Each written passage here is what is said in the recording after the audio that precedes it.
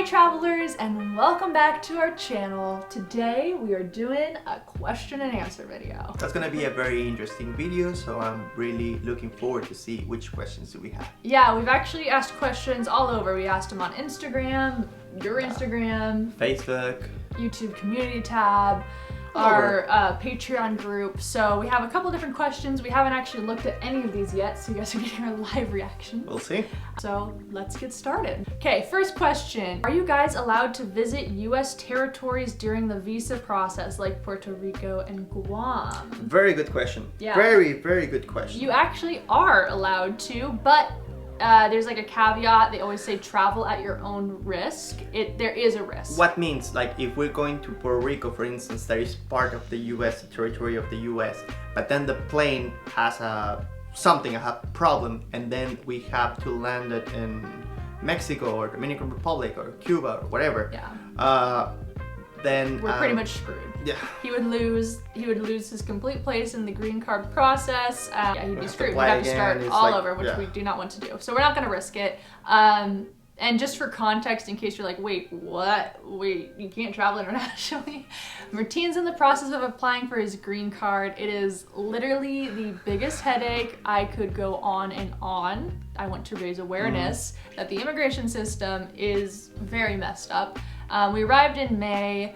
Martin is not able to travel until he has his travel parole. He's also not able to work till he has his employment authorization. And at this time, it doesn't look like we're gonna get either of those things until like February to April. It's typically, now it's 9 months to a year until you can get those things. So until that time, we can't travel internationally, which is why we are traveling domestically. Yeah, I can't visit my family, and I miss a lot, like really hard.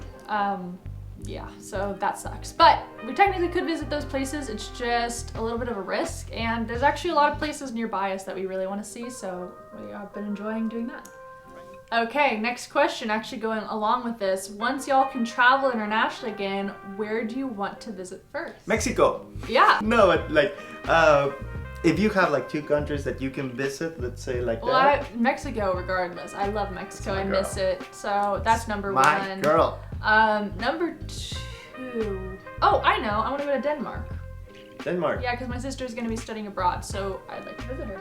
For me, yeah, Mexico. I want to go over there so bad.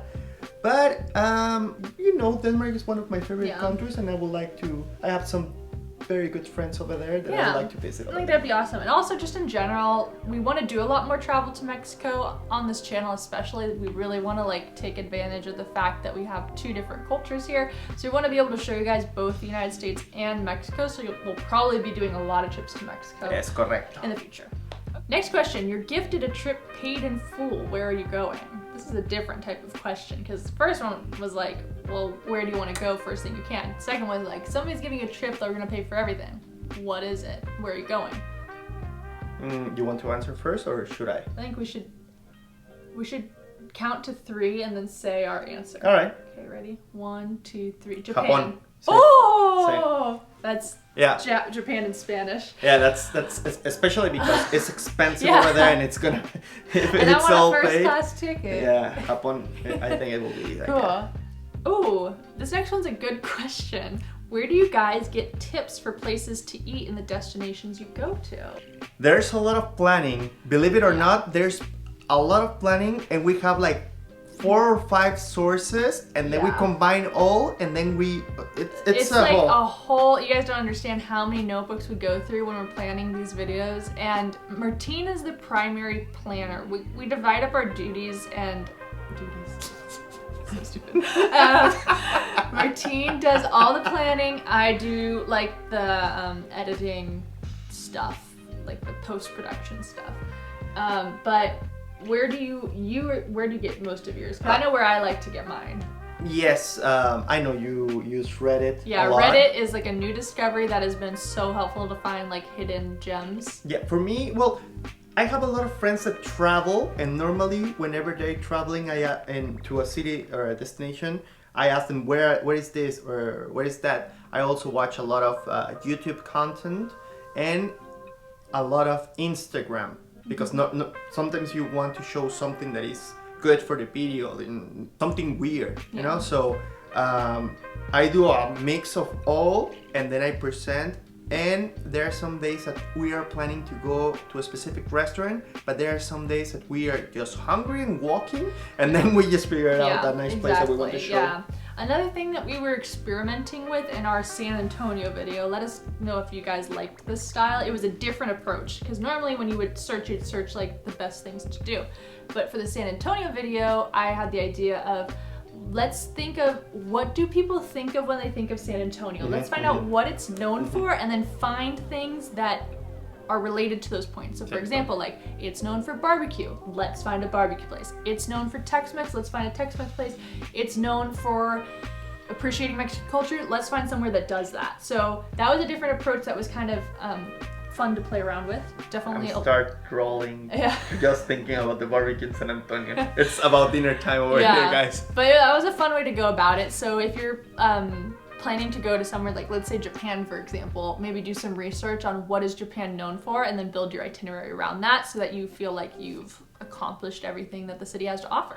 What's something new you've both hated and loved while traveling in the last few months? I'll go first about the hated. Go for it. I hate being away from home. No, it was the first thing. I hate being away from home now. It's weird. Like, I don't normally, like, Martine and I, you guys don't understand how like nomadic our life was before we got this apartment. We were living out of suitcases. We were sleeping on air mattresses at one point. We were, oh my God, we did not have a home. I don't know how we did it. Now we have this home and we love it, and we love our bed. So I'd say the thing I hate the most is being away from the bed, because no hotel bed can compare to the Casper. Like, man, it's so freaking good. So that's what I hate the most. And then the thing I love the most, flying Southwest with you as a companion. It's been very nice. I don't know if the video's out yet, but if it's not, it will be out like in the next week or so, of how we got the companion pass. That has been amazing, and we've been able to get you on 14 one-way flights for pretty much free. So that's been great. That's good. What about you?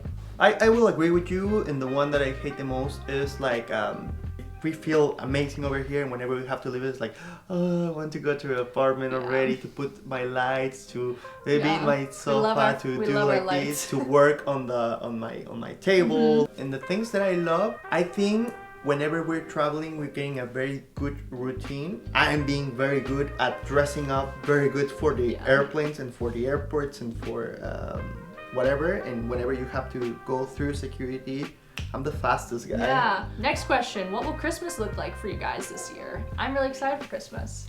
She's so excited about Christmas.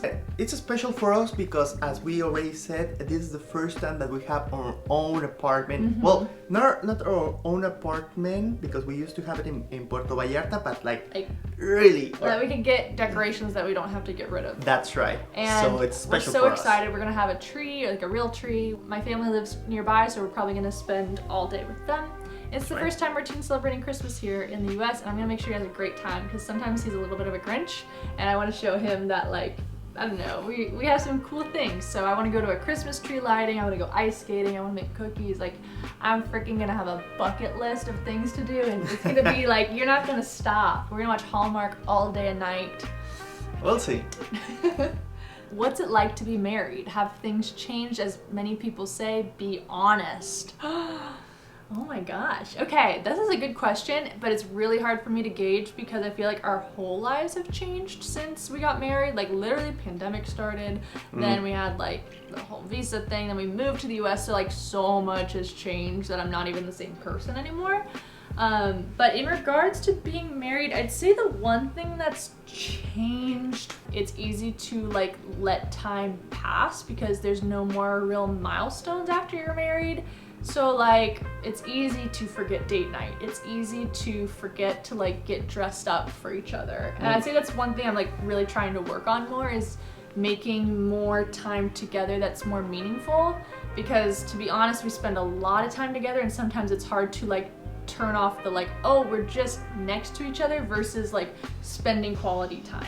Like we did yesterday. Like we did yesterday. We had a date night yesterday. It was so fun, and I was like, we need to do this more. And also you have to find the weirdness of your partner. Like, for instance, like I know whenever I have to get involved on Taylor Swift drama lately, because I know she likes to talk about that. Yeah. And she has to, and she has to be, she knows when Pumas is gonna play. I have like a schedule, and I have to tell her when it's gonna play. That she knows it's gonna be a big game, and she knows 2 days before I'm gonna be like completely nervous. And it's easy to become lazy and just be like, ah, there he goes again with his games. It's more fun if you actively participate and you actively like ask what's going on and you show that you care. And I guess in marriage it's just a little, you have to make more of an effort to remember to do those things. How do you approach a growth plan for your business? Has the pandemic influenced that? It's a great question because I feel like I could do a whole video or course on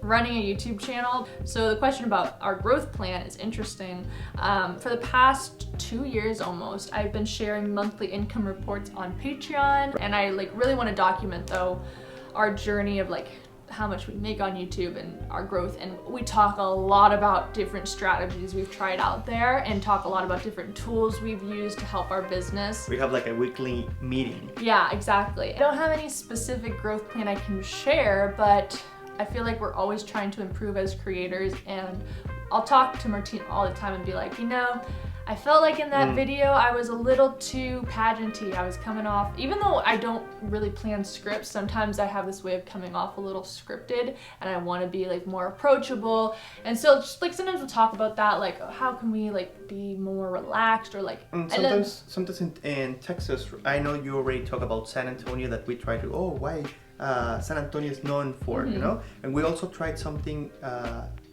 different in Austin. It's like Austin, the slogan of Austin is like keep Austin weird. So let's make a weird video of Austin, and then also a travel guide only for 24 hours.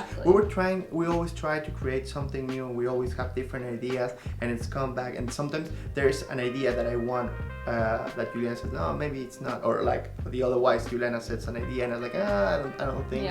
And we always like, you don't have an idea how much we talk about this and how much we plan. There's a lot of it's out of your control though. The weird part about YouTube is that our videos that are doing really well now, some of them we made a year ago. So you never really know when it's gonna take off. And I guess the big part about our growth plan right now though is trying to get people to stick around and watch more videos, because a lot of people find us just by looking for a specific destination. Like maybe they looked up San Antonio. I want them to find a reason to stick with us and keep watching us for other videos. And then how has the pandemic influenced that? Our channel has had record low views for the first part, for almost like the first year of the pandemic, which sucked because that was also the time that I decided I really wanted to take YouTube seriously and do weekly videos. So there was a lot of mental games that happen of you telling yourself like, this is gonna pay off one day, this is evergreen content, people are going to appreciate this when the time comes. I'm not gonna get the views now, but I'm putting it out there as a little seed to plant for the future. And the last month is being the best one for both of us. During the entire. Last month was our record high of earnings, which is really exciting. Pandemic has influenced things. Growth strategy is basically just like keep doing what you're doing, but try to make little improvements here or there. Last question. This is from our Patreon, Bob Christensen. Super sweet guy. Will you always live in the US or come back here someday? He's referring to Mexico. In the best of the cases, like what we see, it's gonna be in the perfect world, we will split time between Mexico and the US. That will be the best case scenario. That would be the best. We definitely want to build a house in Mexico, ideally Puerto Vallarta. It's like the big goal right now. I don't really know what it's gonna look like. Well, not the house, I mean like what our life will look like. But I know I wanna be in California and in Mexico, so however that works out. But yeah, we love Mexico. Like I really miss it. I'm sure you miss it even more. So we'll be back, don't worry. All right, that is our question and answer for you guys. I hope you enjoyed it. I hope you're having fun with this extra December content we're throwing at you guys. A lot. And we look forward to doing one of these again in the future. So, you know, get your questions ready for the next time we have one of these. So long, travel well, and make the world your neighborhood. See you guys next time. Bye. Curious what camera gear we use while traveling? Want to rock some of our awesome merch? Or maybe you just want a discount with some of our favorite companies? Make sure to check out the description of this video for links to all these things and more.